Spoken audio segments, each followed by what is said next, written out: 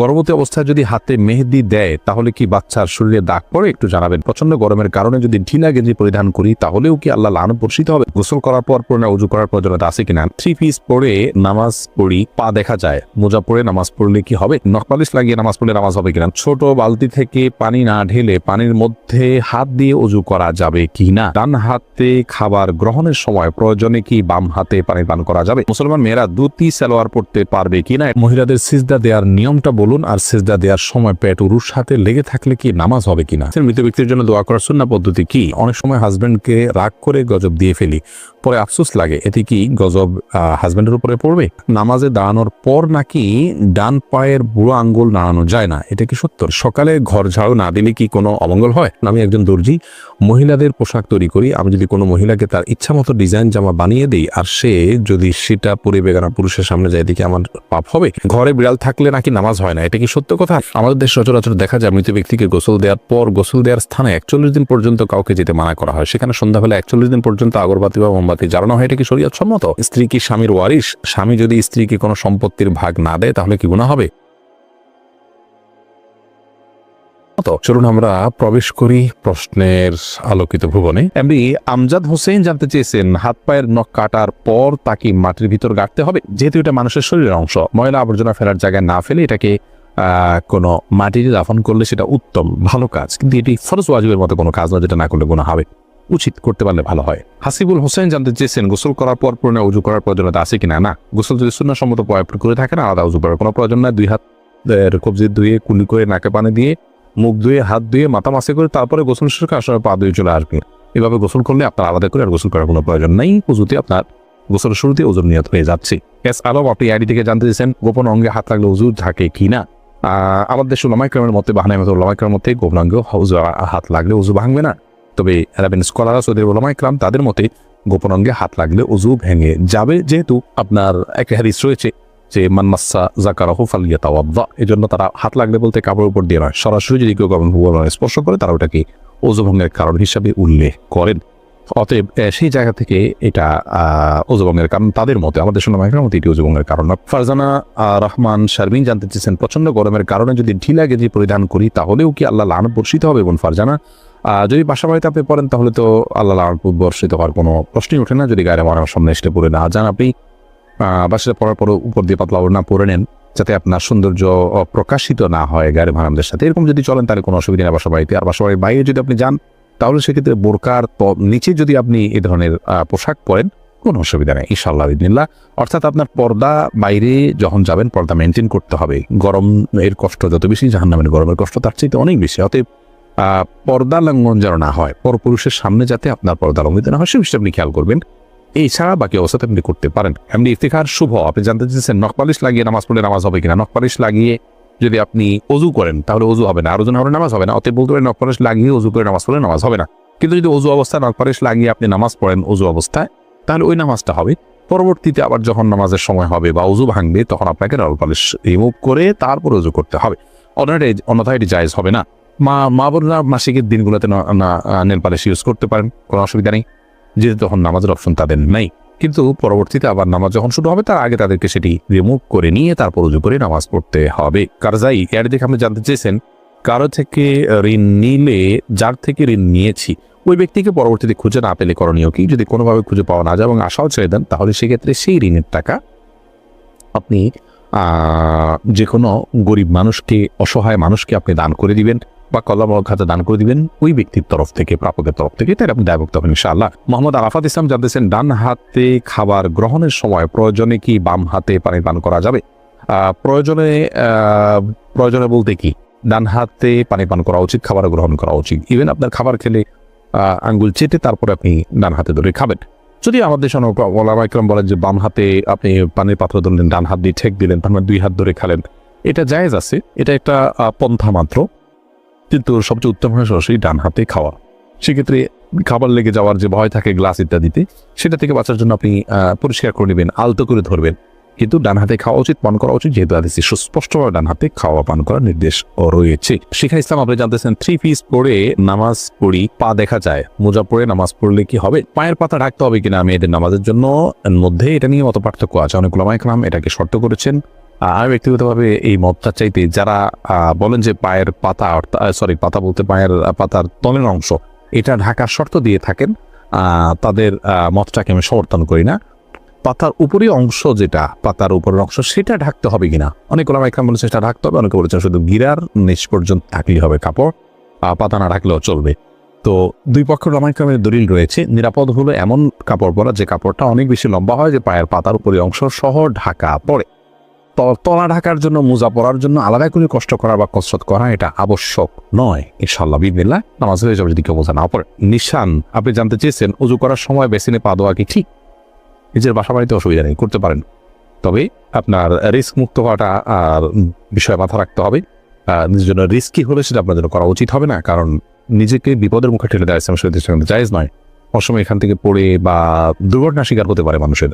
যদি সেরকম না হয়, আপনি আশপাশে কিছু ধরে করতে পারেন, তাহলে এটা জায়েজ আছে। কিন্তু পাবলিক প্লেসে বা বাইরে এরকমটি করা অনুচিত, যেহেতু এটা দৃষ্টিকটু। অন্য ধরনের মানুষরা আছে যারা এই বেসিন ব্যবহার করবে, তারা দেখে হয়তো ইসলাম সম্পর্কে বাজে ধারণা নিবে, বা তাদের হক নষ্ট হতে পারে, বা আশপাশে পানি পড়ে ভিজে যাবে, জায়গাগুলো নষ্ট হবে। সেই জায়গা থেকে পাবলিক প্লেসে এমনটি না করা উচিত, কিন্তু করলে উজু হয়ে যাবে। ফারজানা সুলতান আপনি জানতেছেন কিবলার দিকে পা দিয়ে শোয়া যাবে কিনা। কিবলার দিকে পা দিয়ে শোয়ার ব্যাপারে কোনো হাদিসই নিষেধাজ্ঞা সরাসরি নেই। তারপরও ওইদিকে কেবলা রয়েছে, সেই জায়গা থেকে কেবলার প্রতি শ্রদ্ধার জায়গা থেকে দিকে পা না দেন ভালো, কিন্তু এটাকে হারাম বলা বা নাজায়েজ বলা বা গুনাহের কারণ বলার কোনো সুযোগ নেই, যেহেতু কোন হাদিসে এই বিষয়ে কোনো নিষেধাজ্ঞা নেই। আনাবিয়া বাহার নুসরাত আপনি জানতে চেয়েছেন নামাজের ভিতর বারবার থুতু ফেললে কি নামাজ ভেঙে যাবে? নামাজের ভিতরে বারবার কেন থুতু ফেলবেন? যদি এটা বারবার করতে থাকেন, এটা আপনি নামাজে আসেন কি নাই এরকম সন্দেহ, একজন বাহিরের দর্শক আপনার দিকে তাকিয়ে এরকম সন্দেহ যদি তার ভিতরে উদ্রেক হওয়ার মতো আপনি এত বেশি বারবার থুতু ফেলেন, তাহলে তো নামাজ হবে না। আর যদি এরকম না হয়, তাহলে এটা নামাজের হয়তো আপনি মাঝে মধ্যে ফেললেন, কিন্তু নামাজের যে ভঙ্গিমা আছে সেটার মধ্যেই থেকে ফেললেন, তাহলে আপনার নামাজ হয়ে যাবে, কিন্তু তাতেও নামাজের অঙ্গহানি হবে, মান নষ্ট হবে।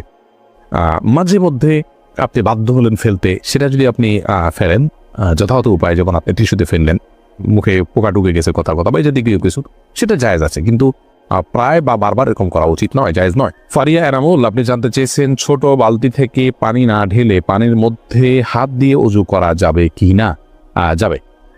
হাত দিয়ে কোষ করে উঠিয়ে আগে হাত ধোবেন 3 বার, এরপরে আবার আপনি কোট দিয়ে স্বাভাবিকভাবে উজু করতে পারেন, কোনো অসুবিধা নেই। নবী সাল্লাল্লাহু আলাইহি ওয়াসাল্লাম এই পদ্ধতিতে উজু করেছেন। লালপুরি আড়ি থেকে আপনি প্রশ্ন করেছেন মৃত ব্যক্তির জন্য দোয়া করার সুন্নাহ পদ্ধতি কি? মৃত ব্যক্তির জন্য আল্লাহ তাআলার কাছে সাধারণভাবে দোয়া করবেন, আল্লাহ আপনি তাকে মাফ করুন, ক্ষমা করুন, ইস্তেগফার করবেন, কায়মন ওয়াক্যে আল্লাহর কাছে তার পক্ষ হয়ে সুপারিশ করবেন, ক্ষমা চাইবেন।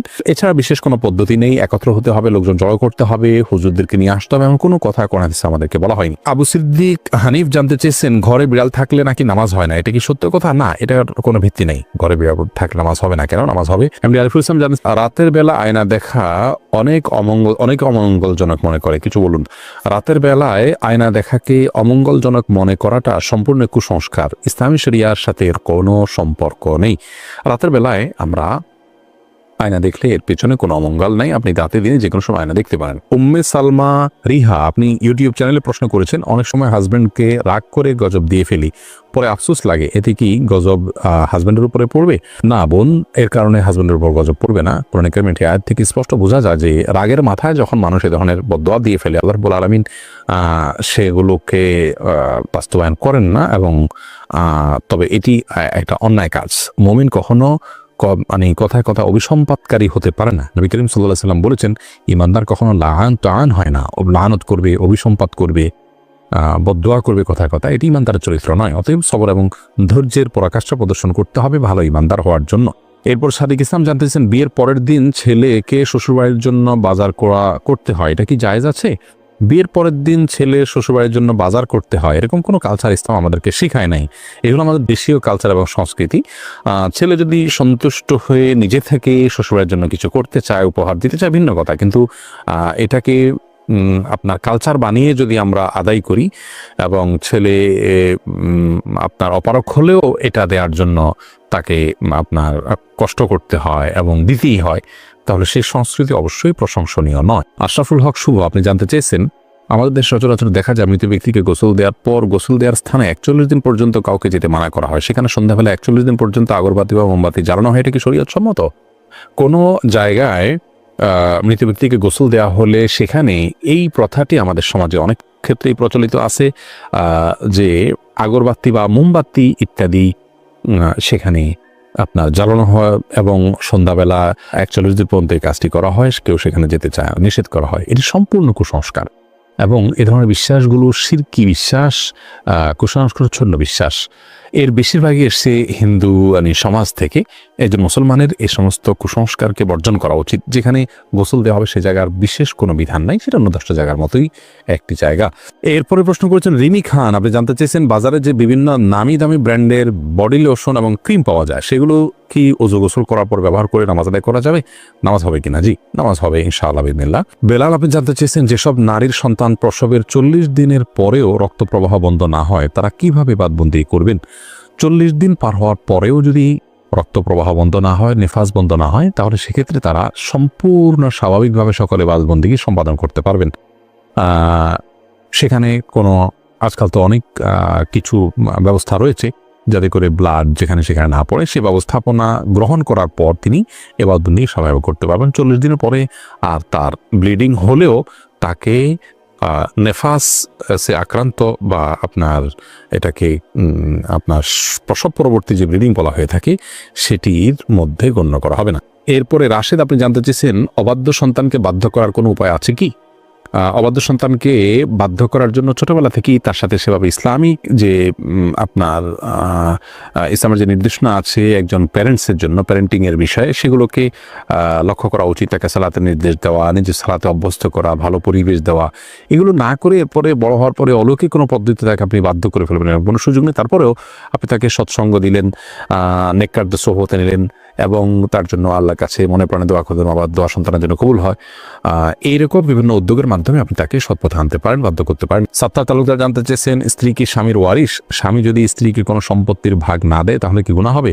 যে স্বামী স্ত্রী একে অন্যের ওয়ারিশ, অতএব স্ত্রীর আপনার স্বামীর মৃত্যুর পর স্বামীর সম্পদে ভাগ পাবেন। সন্তানরা যদি থাকেন তাহলে একরকম, কোনো সন্তান না থাকলে আরেক রকম, কিন্তু ভাগ পাবেন। অতএব স্বামী যদি তার স্ত্রীকে বঞ্চিত করেন সেটি তার অবশ্যই গুনাহের কারণ হবে। লাবণ্য, আপনি জানতে চেয়েছেন সকালে ঘর ঝাড়ু না দিলে কি কোনো অমঙ্গল হয়?